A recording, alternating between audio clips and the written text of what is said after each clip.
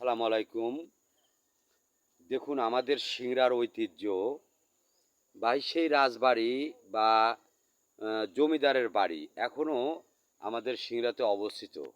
এই যে সেই পুকুর, এত সুন্দর এই পুকুরটা, এখানে সেই জমিদারেরা গোসল করতো। এখানে ছোট্ট একটা পুকুর আছে।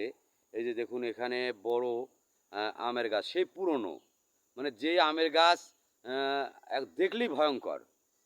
একদম সেই সময় যে ব্রিটিশের সময় ছিল, তখন থেকেই এই এই আম গাছগুলি লাগান ছিল। আর এই সেই সিঁড়ি, যেখানে ওনারা এসে গোসল করত। এই যে দেখুন, এত সুন্দর সিঁড়ি, একদম তোলা পর্যন্ত। এখন চৈত্র মাস শুকায় গেছে, একদম পানির নিচে আসছে, যার কারণে আমি এখানে আসছি। এই যে দেখুন, একদম নিচে আসছি, একদম পানির কাছে, পানির ধারে। এই যে দেখুন, তাই এই যে দেখুন, এই হচ্ছে সেই সিঁড়ি, যেখান থেকে পানি কমতেছে আর একটা একটা সিঁড়ি নিচে নেমে আসছে। এই হচ্ছে পুরনো জমিদারের বাড়ি। আর এই যে জমিদারের বাড়ির বা ঘাটের সঙ্গেই একটি গাছ আছে, দেখুন এই গাছটা কত বড়।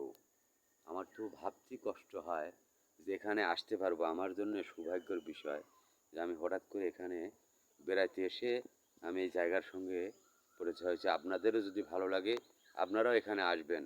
খুব সুন্দর এবং খুব সুন্দর একটি পরিবেশের জায়গা। আলহামদুলিল্লাহ।